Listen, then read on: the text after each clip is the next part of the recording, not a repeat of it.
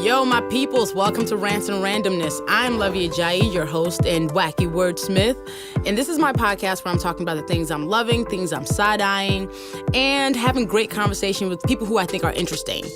And I'm here at the Chicago Recording Company, bringing y'all the radio voice, as always. On this episode, I'm feeling good about the seats that Black people and minority progressives won in the midterm elections.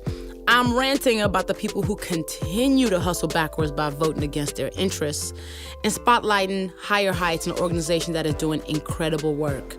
My guest on this show is Claire Sulmers of the Fashion Bomb Daily. So let's jump into it.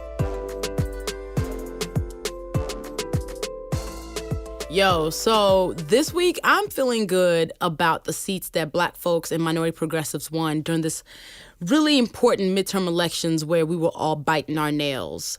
For the first time ever, there are over 100 women with seats in the U.S. House of Representatives. And a lot of people of color won, right? So Letitia James, she is now the first Black woman who was elected New York State Attorney General. Colin Allred won the House seat and unseated an incumbent. He is an ex-NFL player and HUD official. Antonio Delgado is a Rhodes Scholar who focused on universal health care and emphasized his working-class upbringing. He unseated the incumbent in New York. Rashida Tlaib and Ilhan Omar are the first Muslim women to be elected to the U.S. Congress. Rashida's in Michigan. Ilhan is in Minnesota. She's also the first Somali American elected to Congress. We have Jahana Hayes, who's the first Black woman to be elected to Congress from Connecticut. Ayanna Pressley, first Black woman to be elected to Congress from Massachusetts. Alexandra Ocasio-Cortez is the youngest woman ever elected to Congress. The first Native American women elected to Congress are also here. Sharice Davids, who's an openly gay Native American.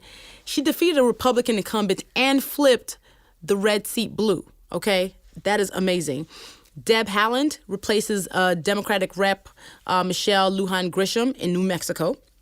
Lauren Underwood, 32-year-old registered nurse, unseated a 4-term Republican congressman in Illinois' 14th Congressional District. She is a Democrat from Naperville who has never before been elected to public office. This is huge, okay? And then, y'all, listen. Auntie Maxine Waters easily won her re-election, and she's set to take over the House Economic Oversight Committee. Y'all, I need her to come for all of Trump's tax returns.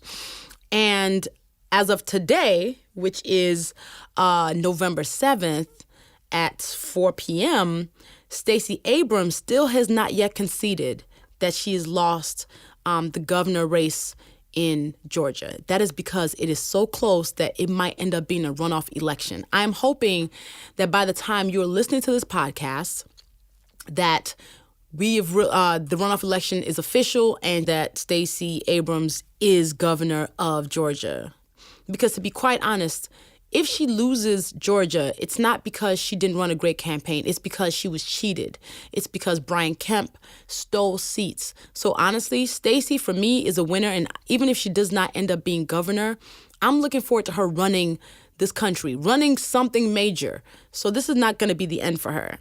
Again, the fact that she did not lose in spite of the fact that this guy has been, the voter suppression, the efforts that have been thrown at her, the fact that the President of the United States has said all this dog whistle about her. I'm feeling good about it, honestly. So there's a lot of things to celebrate. And also 19 Black women won their judgeships in a Texas county, Harris County. That's huge. There's things to feel good about. There are some wins. We didn't win, Florida, because Florida, Andrew Gillum lost by a very small margin. And Beto O'Rourke in Texas lost by a very small margin also.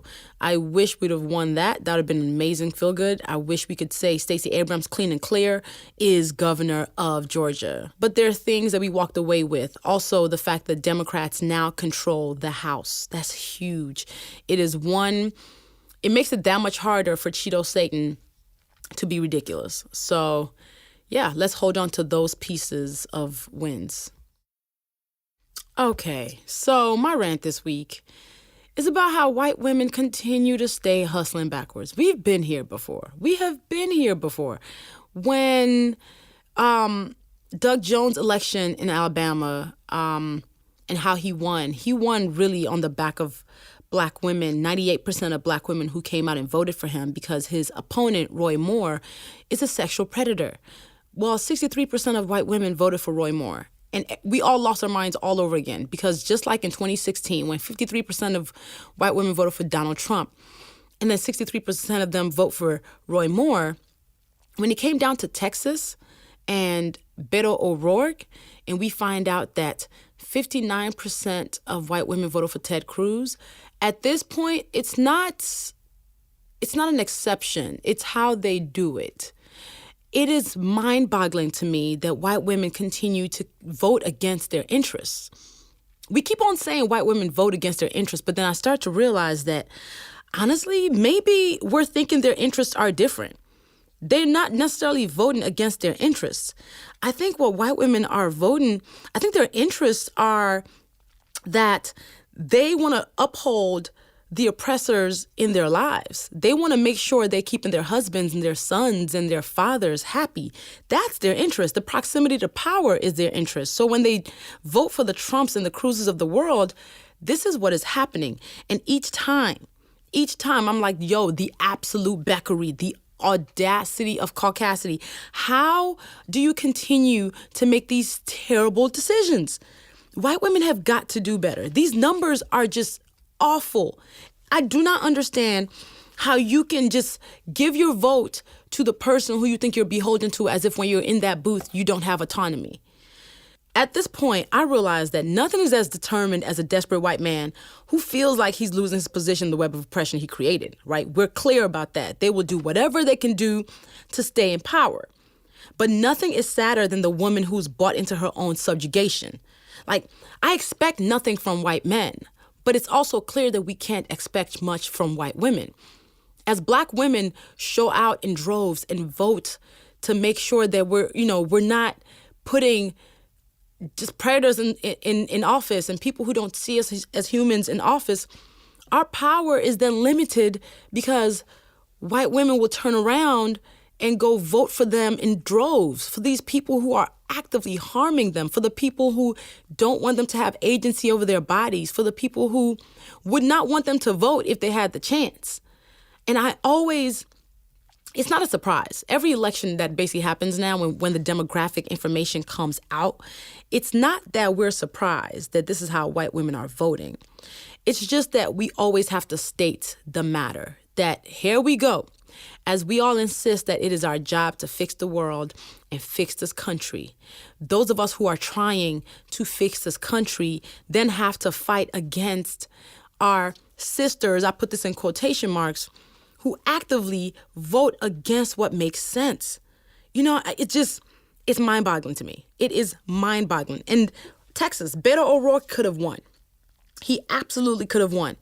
59% of white women who voted for the dude who's a sleazebag. Ted Cruz is a sleazebag. He doesn't care about you. He voted against reauthorizing the Violence Against Women's Act to include provisions for LGBT people and increased ability to prosecute sexual offenders. He voted to confirm Kavanaugh, y'all, right? And he calls the anniversary of Roe versus Wade a dark anniversary. This is the man that 59% of white women who voted for. I do not understand how we're constantly talking about feminism and marching together and pink pussy hats. We're expected to stand next to people who would just not piss on us if we were on fire. Black women constantly show up. We constantly show up. We constantly vote for harm reduction. But then our votes are then against the women who are so beholden to their own oppression and so beholden to their own oppressors, who are often the men in their lives, that they will do the thing that will actively harm them, thinking that that proximity to power keeps them safe. It can only keep you just as safe. I think about the story of Beauty and the Beast. Really, Beauty had Stockholm Syndrome. Beauty is a story of a lot of these rural white women. But I don't want us to also think people who vote terribly are just uneducated. They're educated women who are making these choices when they walk in the booth and decide to cast a ballot for the Ted Cruzes, for the Roy Moores, for the Donald Trumps.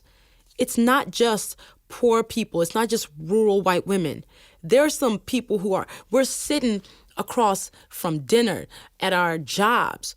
A lot of times white women are like, I don't know any of these women who vote like this. Yes, you do. They just haven't admitted it to you. So at this point, listen, somebody said white women are canceled. I like to be nice. Maybe not, depending on the day. But I need white women who have sense to, one, understand that you're not that far from the women who are doing this vote. Don't think that because they haven't told you that they're voting in this way, that they don't exist in your life. They're your friends. They're your moms. They're your aunties. They're the friends you're going to brunch with. We, as Black women, we do our part each and every day in a country that continues to try to step on our necks. We do our parts when we walk in the voting booth. We fight voter suppression. We be like, you know what? The system does not love us, and these people might not fully represent everything that we believe in, but we're going to do this because it's going to get us closer to the greater good. We're the ones who show up in this way.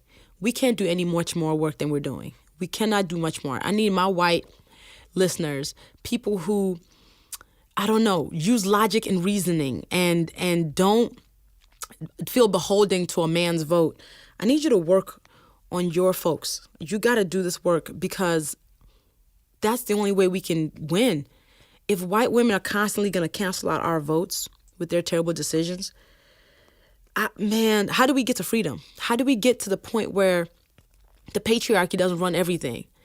And these patriarchy princesses who are committed to not seeing progress because they think progress means they will somehow suffer more, those are not anybody's sisters because they're not looking out for you. They don't want you.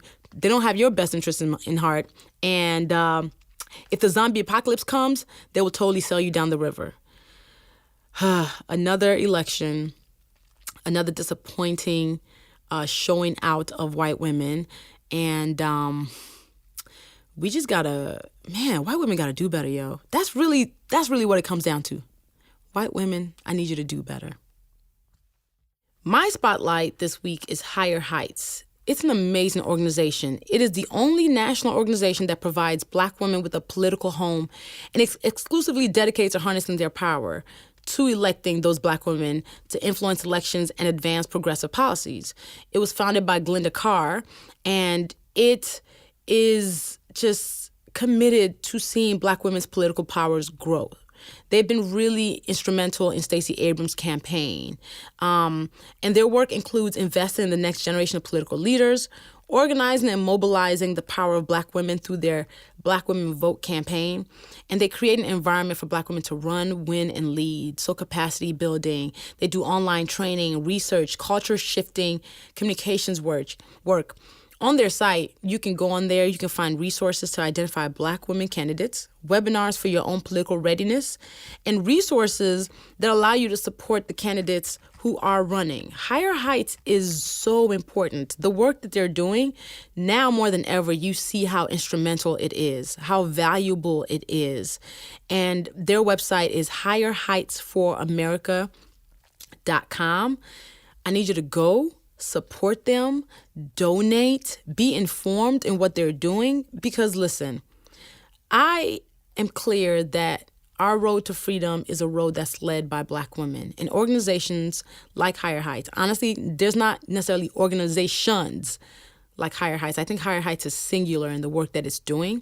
It's very concentrated, and they're building a national strategy to mobilize 1 million Black women in dollars by 2020 to harness our collective economic and voting power. That makes them a singular organization. So I need you to check out their work. I need you to support them, follow them on social media, and be a part of this movement to really get Black women to lead, to put us in positions that allow us to compete when it's time to run for the offices that we're running. So the feel-goods of this week of all those women who who won positions in the U.S. Congress, and just on a local level, a lot of the work that Higher Heights is doing is part of that. So follow Higher Heights on Twitter. They are Higher Heights, HIGHER, HEIGHTS. They're on Instagram. They are on Facebook. Support their work, and let's get free. All right, Rants fam, join me in welcoming Claire Sulmers to the show. Claire, what up? Hi, Luvvie. How are you? Oh, my goodness. So good to have you on the podcast. Hey, girl. So good to be here. So let me give the people our very first bombshell of the day. Oh, Did you tell them that? Oh, we're going to definitely get to that. Oh, we go way back. I'm going to give people your bio first. So Claire Sulmers is the founder of FashionBombDaily.com and the industry's leading fashion blogger chronicling fashionistas of color. Her pioneering work ushered in a new wave of digital journalism that fed and fueled an underserved community of African American and Latino style lovers wanting to know more about the brand from the culture. Beyond developing and directing content for Fashion Bomb Daily, Sulmers has done extensive style writing for other platforms, including Vogue Italia, Vogue Paris, Essence Magazine. Her body of work, y'all, has garnered her a huge online following that's over 1 million. And she has been the influencer of choice for major corporate brands who want to reach her audience, including Toyota, Reebok, Verizon, and others.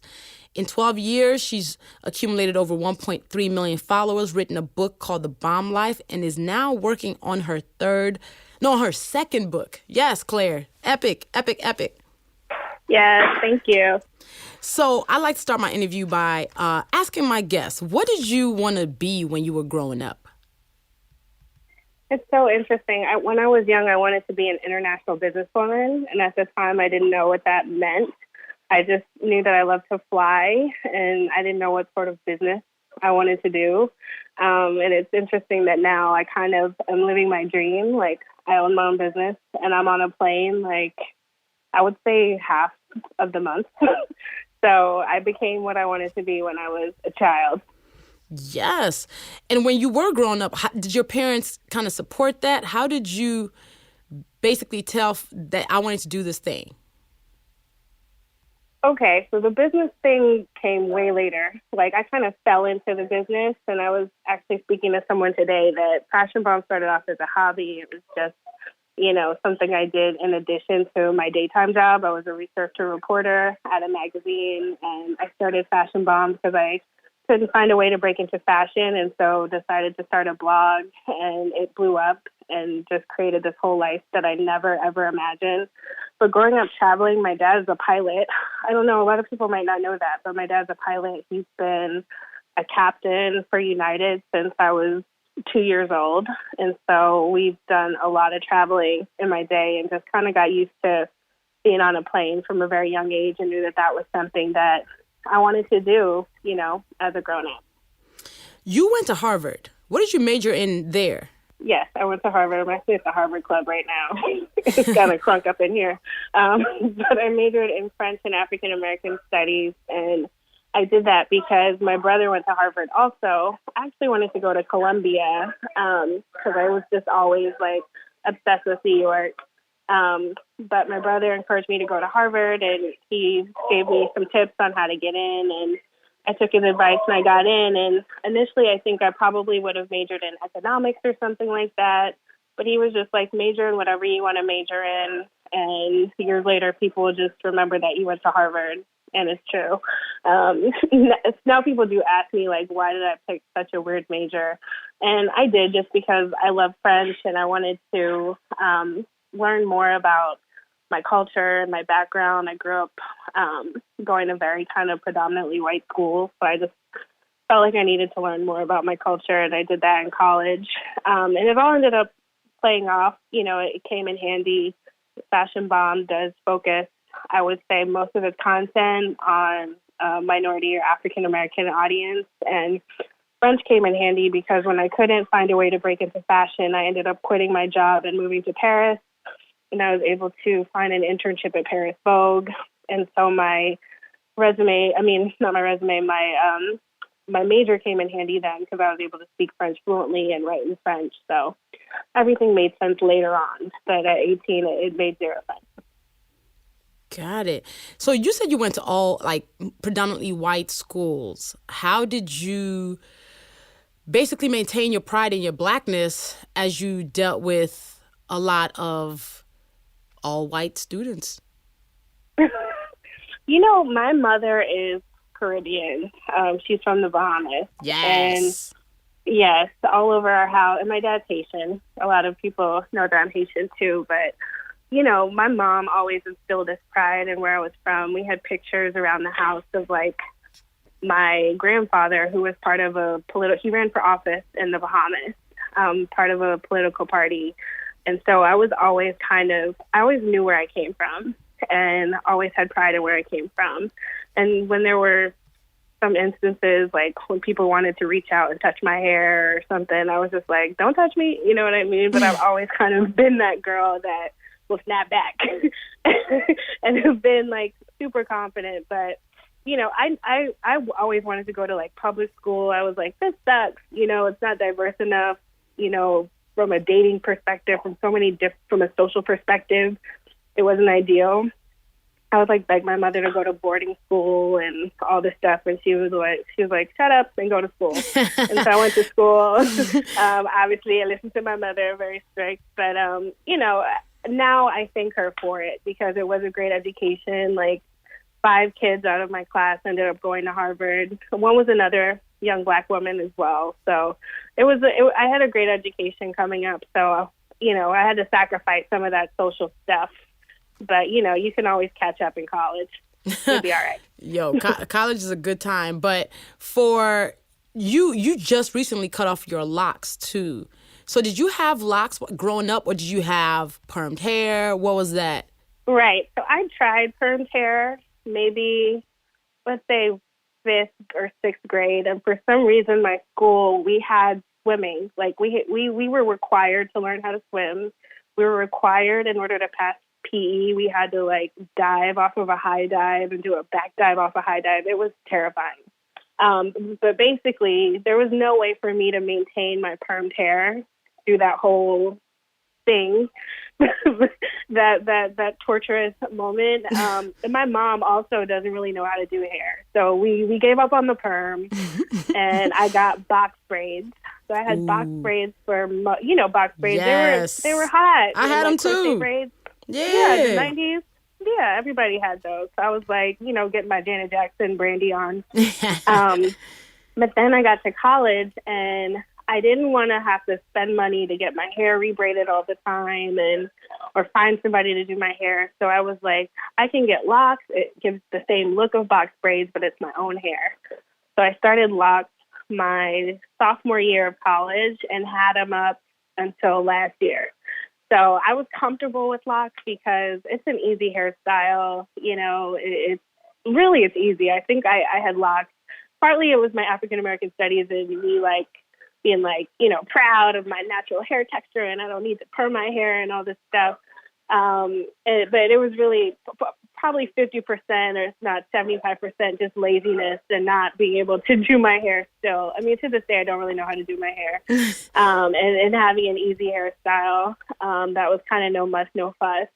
And as I got into the fashion industry, they went to blonde and that became my signature. And then one fashion week, it was last year, like last February, I decided to try red, and the red did not work out, and I was looking like, Fraggle Rock, and I was like, I don't want to do this. Image is such a huge part of it when you work in fashion. You're the face of your brand, and I just wasn't feeling the red, and so I cut it off. And since then, I've been rocking units, not wigs, but yeah. Wigs, basically, but units, and just having more fun and exploring, and it's been fun. I've made some missteps, but I think overall, it's been a fun new journey. So I'm having fun exploring all the different lengths and textures and colors and all that. Yo, your journey to building and running Fashion Bomb Daily is so interesting, and the amount of things that unfold that I've been watching is dope. So first of all, for people who don't know, back in like 2009, when was that 2009? Claire used to do these things. You still do those, like the bombshell of the day or bombshell of the week. And I remember, we still do it. Yeah, so I remember back then. I mean, listen, I was consuming so much blogging, but yours was one of the main websites that I was reading because you always had, Fashion Bomb Daily always had within like an hour of a celebrity at a award show. You guys already had who created the outfit, where people can get a dupe that's cheaper. And then when you started doing Bombshell of the Day, I remember you were like, hey, submit yourself. And I submitted a picture of myself. And I remember I was wearing a black top. Back then I had my hair was short, but it was like a copper color. And I sent it in, not even thinking anything. And like a week later, you featured me as a bombshell of the day. I did, yeah. And you had like something, like a shoe site maybe. Yeah. Because I remember I found it, and I don't think it was Luvvie. I think it was what's your full name? It was Awesomely Luvvie, but I had a shoe site called Must Love Shoes.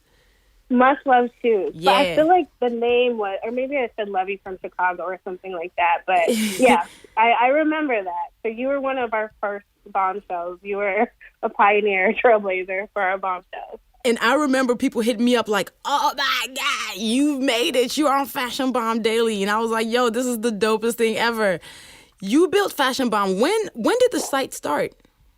We started in 2006, August 2006. Oh my God. So wait a minute. That means Fashion Bomb Daily and Awesomely Luvvie started the same month. Oh, you started 2006 too? Yeah. Okay. Cool. Yes, we're like the OGs of the game, girl, holding it down. Holding it down. So what made you, how did you come up with the name? What made you decide to start this website? So I came up with the name because my friend, one of my best friends from high school, whenever something was great, she said it was thebomb.com. Yes. And so I was like, I want to write something about fashion, so fashionbomb.com. And fashionbomb.com was not available then. It's not available now. So it was the fashionbomb.blogspot.com. And then later on, we became Fashion Bomb Daily.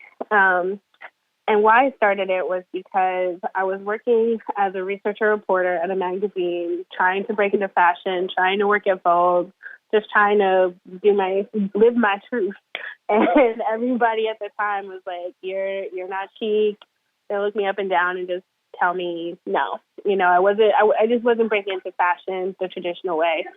So I went to human resources at my job thinking that they could help me. And they told me that the first thing I should do is to start a website, which I did, ClaireSulmers.com. But then I felt like ClaireSulmers.com wasn't fun enough, and it didn't really encompass like everything that I loved. So my web designer, he suggested that I start a blog. And I was like a little scared because I had a full-time job, and at the time there were people who were blogging who were getting fired from their jobs for blogging, and I didn't want to lose my job, but I just decided to start it. And I thought about what I wanted to write about, and I've always loved to shop. I've always been that person, like creating lists of what I wanted to buy from the mall and stuff. So I started a fashion blog, and honestly all of 2006 was like shopping sales with Claire. It was me like going to sample sales and trying to save up for a pair of Manolo Blahnik shoes and walking down Fifth Avenue and breaking my heel because I was doing a Kamorley Simmons walk and not crashing Fashion Week, but like, you know, like just kind of experiencing fashion as a young 20-something in New York. And around 2007, we started to introduce celebrities. So I started to talk about trends, and we started to establish the key players in the game. Like we did style file. I call them style files, but like we talked about the style of Mary J. Blige and Gabrielle Union and even Kim Kardashian back in 2007. And then around 2008, we started to incorporate readers and really, you know, I guess started to hit our stride a couple years later. When did you really, what did you think was like a tipping point for the website? Our first, so many things. So I wrote about, I was still freelancing for different publications. So I wrote an article for Essence on some of the top blogs at the time, including Concrete Loop and Cake and Ice Cream and Young Black and Fabulous. And this article came out, and then I wrote some of the owners of their websites, and I was like, hey, guys, I have a blog also. And so I was kind of in good with the big guys to start off. Not an unfair advantage, but I had a bit of an advantage. So the first big break was writing fashion for Young Black and Fabulous. And I think that was in, I can't remember, I'd say 2008 was when I started, writing some fashion for Young Black and Fabulous, fashion stuff, and she would link back to me. But also back then I was like crashing the Baby Fat show and taking my digital camera and taking video of the final walk. And because I was one of the first bloggers in the room at Fashion Week and one of the first bloggers at, say, Baby Fat, they would link back to me because I was the only person with that content. So, I would say the big break was just from being recognized from larger sites and always trying to have that exclusive content that other sites might not have. When we started blogging, there was really no roadmap on how to do this, how to get the access, how to get the content that mattered. How did you always catch the good content? Basically, where did you get that know-how from? I think, I was in the industry. I wasn't in the fashion industry, but I was in journalism. And so I had my ear to the street. I knew when Fashion Week was. And so even though I didn't have an invite, I would ask around for invites, and sometimes I get like a standing room ticket, or sometimes I wouldn't. But I just remember having this just insatiable passion and need to be in the room, and I was like, I will die if I'm not Fashion Week, basically. And I just found a way, and because I focused on African American designers, there were only a handful. It was like the Baby Fat show and the Tracy Lee show. And so I was like, let me just focus on those. And I knew people in the industry, so I was able to, maybe tag along with them, or, I would know where things were, and I would kind of just go and feel my way. And then also seeing, that, say, Concrete Loop would link back to me. Sorry, Concrete I know Loop! Really loud. Yeah, but I know that they would link back to me, so I was starting to get a feel of, what content would get those new followers and readers back to Fashion Bomb. Sorry, it's loud at the Harvard Club, y'all. That's just a situation. Yeah. So with the one thing, again, with starting so early is with no blueprint, when were the times you hit a wall and what did you do? Oh my gosh, so many times. I mean, I feel like you keep hitting walls, and I think that that's something that entrepreneurs don't realize maybe when they're first starting out, especially when you first start making money. You're like, this is great, and you think it's going to just continue to happen forever. But I think, for a long time, we were making most of our income from the website. And then people started to shift from websites to social media. So that's when we hit a wall. And we're like, we're used to getting X amount of revenue, and it's continually decreasing over time, and it could be scary. But then you're like, okay, Instagram is here. Everybody's on Instagram. So now we have to make sure that all of our content is on Instagram. And that's something, it was kind of a hard transition, I think, for some people who started off on websites, because that's where we feel most comfortable. I was used to waking up at 9 a.m. and first thing I did was put my first post up on Fashion Bomb, and then just going until, say, 3 or 5 p.m. But just kind of continuing to shift your attention to where the customers were and to where the readers were.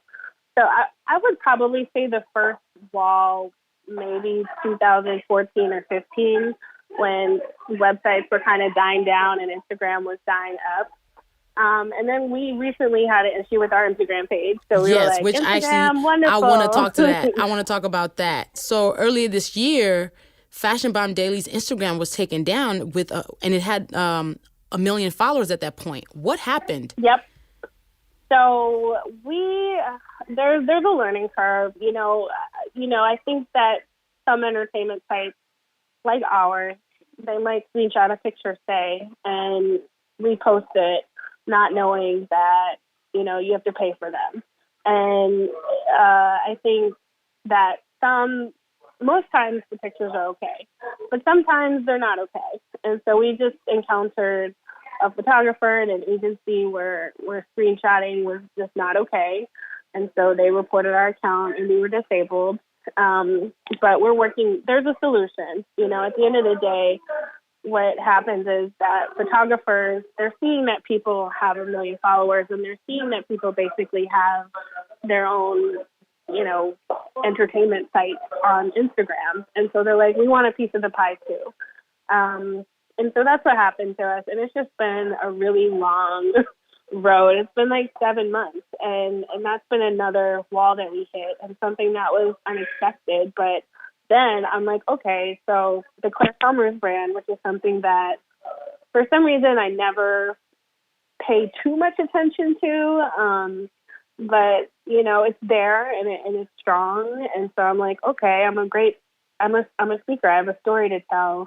Let me testify. I can speak on panels, consulting, events, so many different things that I never thought I might have been capable of in the past. Hitting that wall with Instagram forced me to kind of step outside of my comfort zone a lot and pursue myself as a brand. Because at the end of the day, maybe Fashion Bomb can be disabled, but they can't disable Claire Sulmers. These are all my pictures. I took all of them, so I think it's about always, switching, pivoting, shifting, just feeling kind of the pulse of what's going on and being able to pivot when necessary. So I actually want to go back a little bit to that. For a platform to disable your platform that had 1 million followers on it, first of all, what is the first reaction? And two, what did you do? What did you do? The first reaction is hysteria. It's just confusion, sadness. You reach out to Instagram. I don't know if any of you or your readers have ever tried to reach out to Instagram, but there's no phone number. There's no customer service number. Everybody corresponds through email. You never know when they're going to get back to you. You don't know who the right person to contact is. And for us, we were speaking to a few people in the fashion department, and they were like, sometimes they were super helpful and sometimes not so much, but, at the end of the day, they're kind of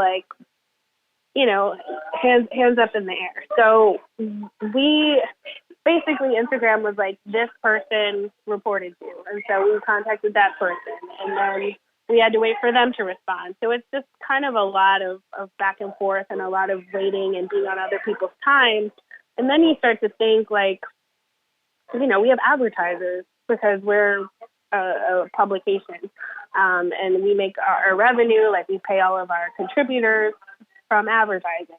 Then it's putting out a lot of fires and, people being like, what happened? I put my ad up and now it's gone. Or, I paid for 30 ads and now what? And so it was a little bit chaotic, I would say, at first. And you go through so many emotions, from sadness to anger to depression and then to just peace, because I'm spiritual and I'm always like, if God wanted this to happen, then it was meant to happen. If God wanted this to happen, then it's, maybe it was a good thing.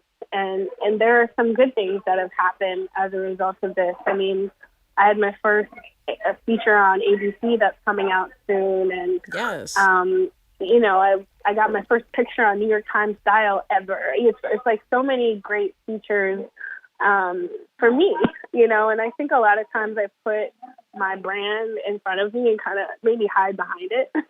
But it's really kind of like, I think in any business too, it's important to diversify and have as many different streams of revenue as possible. So we started to focus more on e-commerce. We started to focus more on me as a speaker, consultations, just so many different things that we could do and not just put everything in, put all our eggs in one basket. And I always talk about how, one of these lessons from being locked out of my own account on Facebook a couple of years ago is understanding that some of these platforms are walled gardens that teach us over and over again that we don't own it. How is Exactly. How has this changed your business model? You know, I'm always super hopeful that we can get it back, you know. Then once we do get it back, then I'm like, okay, we need a way that we can own our audience, whether it's having a newsletter or having an app or just having something where we don't have to rely on Instagram 100%. And so these are all things that we're exploring. But, you know, just building up something so that, you know, worst case scenario, we don't lose access to all these followers that honestly it took us years to get. Right. We started a backup page and, you know, it was going really well and Cardi B shouted us out and Kim Kardashian's liking our pictures, but it's like 10,000 a month, which for some is great, but it's like, do the math. It's going to take a long time to get back to 1.4 million, you know? So, you know, I think it's just important to have a strong brand. We still have our events that are well attended. We still have our website. We still have Facebook. So I think just try to be present in as many places as possible, but try to find a way to own your audience. Makes perfect sense.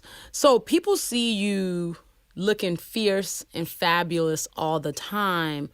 What do you think is the biggest misconception folks have about you or your work? You know, it's really interesting that you asked me that. Social media is what we want people to see.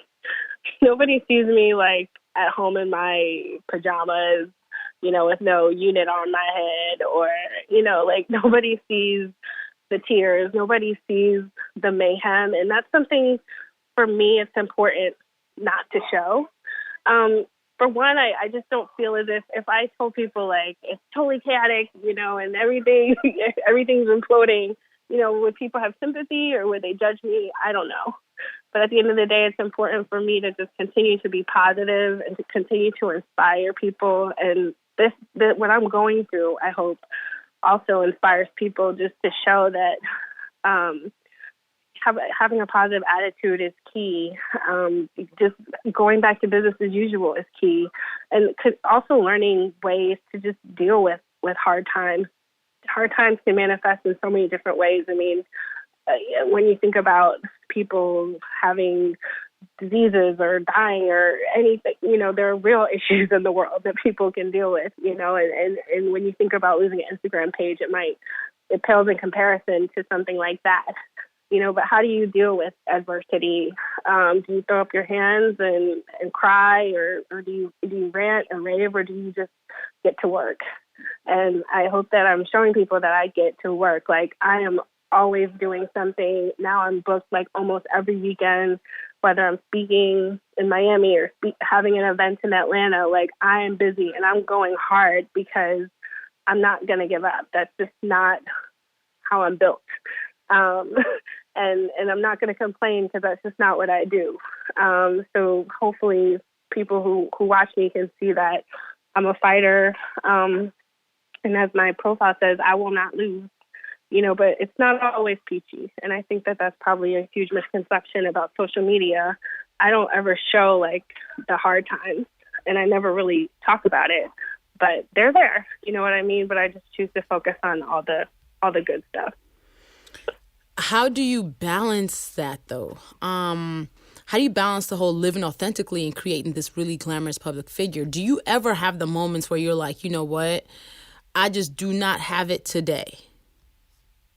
Oh, yeah. I mean, I don't update as much as I should to Claire Sulmers. And if I'm not feeling it, then I'm not doing it. And I'm not the type to like just have a photo shoot for the sake of having a photo shoot. When I take pictures, it's because I'm going somewhere and doing something.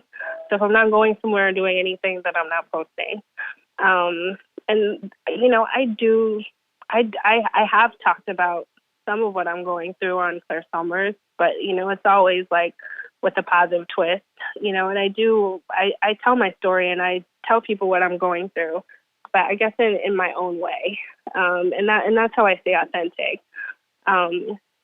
just by doing me all the time, capturing it beautifully, hopefully, allowing some moments of vulnerability, but never, ever quitting. If you were to do something else today, what do you think that would be? That's a good question. You know, sometimes, honestly, I want to just throw up my hands and be like, you know what, Fashion Bombs, we've had a really good run. It's been 12 years. You're causing me all sorts of grief. And how about I just throw up the deuces? And it's happened before. I mean, we've seen it with Nicole Bitchie. We've seen it with Concrete Loop. A lot of the people that are named are no longer around, you know, because we've been doing it for so long, and this really is a grind. So I think I would just focus on the Claire Sulmers brand. We have combos with Claire. We actually have an event coming up, our last one of the year, December 1st in New York. I'm looking into doing my own podcast. Yes. Your goals, Luvvie. Your goals. I'm like, I just have to start. You know, that's the hard part, is just starting. And honestly, you know, Myleek, who is another girl crush of mine, she said that you have to prioritize what pays you the most when you think about how you're going to structure your day. And right now, honestly, me speaking and doing consultations and all that pays more than Fashion Bomb. Yep. So really, it's like me, like I'm holding on to it for dear life, and I feel like Fashion Bomb is important to our community. I just feel that way. But I think today I would just drop Fashion Bomb and just keep doing me. But I don't think I'm ready to let her go yet. Ooh, honestly, the evolution of our work is interesting. I'm always, I'm fascinated by what especially the OGs are going to do next, because to be quite honest, I see less of us blogging now. So I'm curious to find out what those of us who've been at this for 15 years are really about to do moving forward. So I'm always interested. I'm looking forward to the fact that you're doing a podcast. Now we're experts. We're experts at this. We're blogging experts. We're social media experts.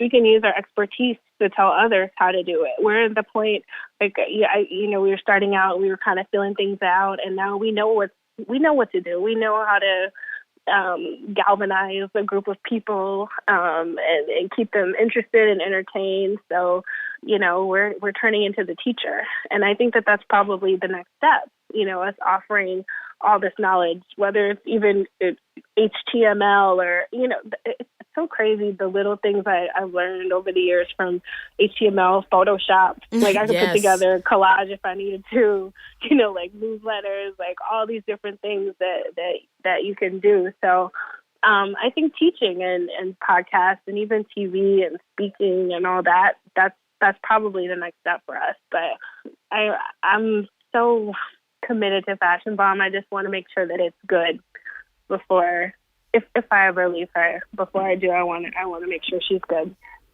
Would you ever sell it? You know what? I would, or I would just work with someone who can help us scale. I think there's so many other examples of websites like a Refinery 29, just for example. There's so many examples of websites who have received injections of funds and been able to scale and do things the way that they really would like to. And that is honestly the dream for me, to find an investor so that we can do things. You know, it's like you can bootstrap it and you can mom and pop it 12 years, you know, but there's a certain point when an injection of capital is really what we need to take things to the next level. And, you know, Refinery 29, they received like $50 million in funding. Ooh. You know, imagine if we had like even 1% of that. Man, I think that's possible, especially now that, you know, business is going beyond the bootstrapping it. Now folks are seeing, you know, people like Nicole and Shea Moisture. So I'm always curious what my guests do to take care of themselves as they're doing all of this and dominating the world. What is your self-care must-do? So I try to wake up at 5 a.m. in the morning. This is the hardest thing that I have ever endeavored to do, but it's something I try to do. If I manage to wake up at 5 a.m., that gives 3 hours for self-care. So normally it's 5 to 6. I run or walk. By 6, I'm at Starbucks getting a coffee because I needed to stay up. And then probably for the other 2 hours, I'm listening to Les Brown or Tony Robbins or Mel Robbins, or reading or meditating, but just something where I'm taking care of my mind and my spirit. So that's something I try to do. Sometimes I fall off. 5 a.m. is hard. It's really hard, but that's what I try to do. And of course, every Sunday, dialing into TD Jakes with his live stream is important. For me, it's a lot. It doesn't work for everybody, but I love to listen to motivational speakers. Les Brown is my favorite, but it could be Oprah. It could be Tony Robbins. It could be Deepak Chopra. It could be anyone. But I think it's important to get your mind right. And then also making time for friends, which is something I don't do as much as I would like. Right. But I try to make time for friends and family, because I've noticed that in these moments, like, it's interesting. Nicole Linnell, who's another woman crush of mine, Nicole Linnell, but she was talking about how back in the day she didn't have as many followers and people treated her differently. And I noticed that a little bit, like not badly, but people have started to act a little differently with minus the 1 million followers. But the people who are always consistent with me are my friends and family. So I just always have to make sure that I don't neglect those relationships, because at the end of the day, they knew me before Fashion Bomb. They're going to be here after, and they're my source of strength. If all were to fall down. Yes. So I wish I could do the whole meditating thing. I haven't nailed it yet. Any tips on that? Okay, so I was listening to Diddy, another person who I'm obsessed with, and he said he started meditating. How he did it was with the 15-minute meditation. So Deepak actually has a 21-day, 15-minute meditation. So it's really quick. And he kind of walks you through it. He talks for maybe 5 minutes, and then the rest of it is, music. I honestly always fall asleep. I don't know if you're supposed to do that, but it's basically like a lullaby. And then I'm like, okay, let me take a nap now. But the 15-minute ones by Deepak, like the guided meditation, always help me. I'm afraid I would fall asleep too. I am afraid No, I would I totally don't think it's a bad thing to fall asleep. I don't know if there are like rules to meditation. I don't know. I'm not an expert, and I've started meditating just this year. But for me, meditation is about being relaxed and kind of getting your mind on a greater vision. You know what I mean? Or a greater, I guess, feel for the world, and just understanding that God is in control at the end of the day. Like, yes. and as long as you do the right thing and try to do things with a pure heart and a great spirit and with good energy, always express gratitude, always express love, don't envy, just the basics. I think it's good. And as long as you leave any meditation session with like a good grounded feeling, I think that it's done its work. Got it. I'm gonna give it some more tries. What do you do to pamper yourself? Oh, I haven't pampered myself enough. Okay, I might. Okay, I love a good facial. Okay. I love a good massage, but I haven't had a facial in quite some time. So I guess just getting my nails done. Mani-pedi. Honestly, part of my job is to get pampered. Like today, I got my makeup done and my hair done. I think I take that for granted sometimes. Like how much I get that done. I mean, I get it done for work. Like I'm going to an event later today, but I guess those are the little things that I do: makeup done, hair done, nails and toes, and those are some of the ways that I pamper myself. Are you a massage girl? I love a good massage. Honestly, okay, I had a bunion. I had bunion surgery, and I'm looking for the best foot massage. I still haven't found the best foot massage, because most times when I get a massage, people get down this bunion and they're like, oh, no, I don't want to touch it. I'm like, no, I want you to eat it.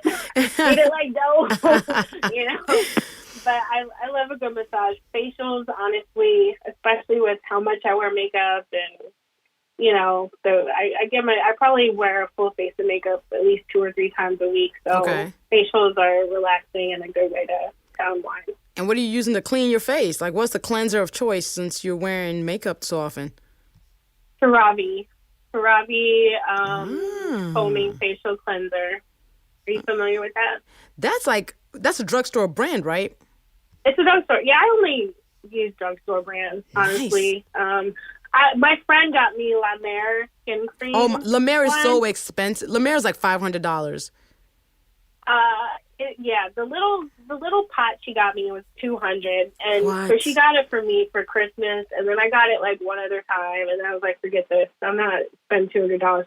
And honestly, like, I feel like with the melanin, like, we don't really need all that. Like, my mom washes her face with Dove soap. Yes. And, like, I don't even know if she uses like a special moisturizer on her face, and she looks like stunning, you know. So I actually use Urban Skin RX. They have this even tone lotion because what happens is I wear the makeup, I might get a pimple or something, and I like to pop things, so I'll get like a bit of scarring, but I use the even tone moisturizer from Urban Skin RX, and it actually works really well. You know, black mamas don't do nothing but use regular soap that they find wherever and regular lotion. I caught myself buying my mom some vitamin C serum. Chap, she ain't used that, and I'm like, give it back. That's expensive. Exactly. My mom does not care at all. And they look good. So simple. They look good. Great. Yeah. So we don't have to do too much. See, I'm with it. Well, I'm really, really appreciative of the fact that you came on Rant. Super excited to see what you're up to next and this podcast that you're going to do. All right? Yes. And Luvvie, let me tell you something, okay?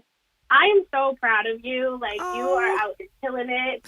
And I feel like, you know, since your first bombshell entry, I've just been watching you just kill it. Like, you are killing it. And so I'm super proud of you. And thank you for having me on Rant and Randomness. No, thank you for coming on it.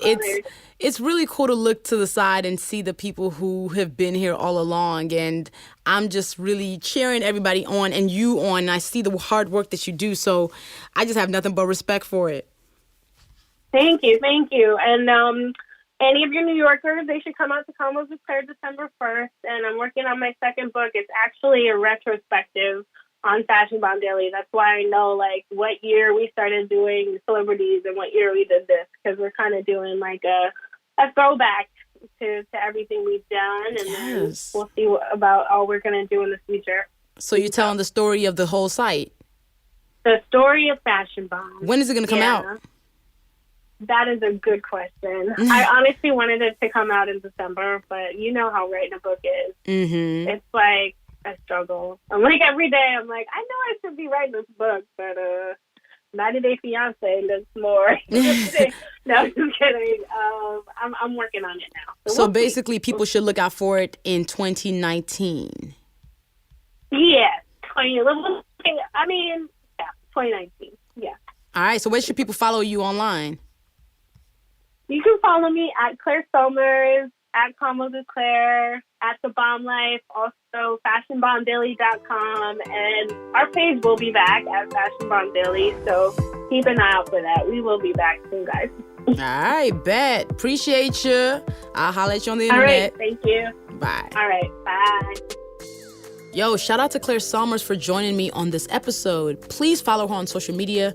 She has all of the social medias. Her personal Instagram is at Claire Sulmers, at ClaireSulmers.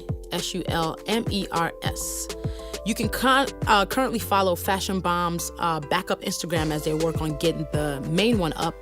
And that Instagram is at Fashion Bomb Daily Mag. So Fashion Bomb Daily Mag, all right? And she has like 3 other ones. Those 2 will lead you to the other ones. Claire is not playing with y'all. Much love to Chicago Recording Company for partnering with me on this podcast. I need y'all to subscribe to Rants on Apple Podcasts, Spotify, SoundCloud, wherever you prefer to get your podcasts. And please rate it. If you leave a comment, you just might be featured on this show. And follow the podcast on social media. On Twitter, it's @RantsRandomness, no and. On Instagram, it's @RantsAndRandomness. Feel free to send any questions, any feedback, any love to LuvvieRants@gmail.com. I'd love to hear from you. And as always, follow me on social media. I am @Luvvie everywhere. See you on the next episode.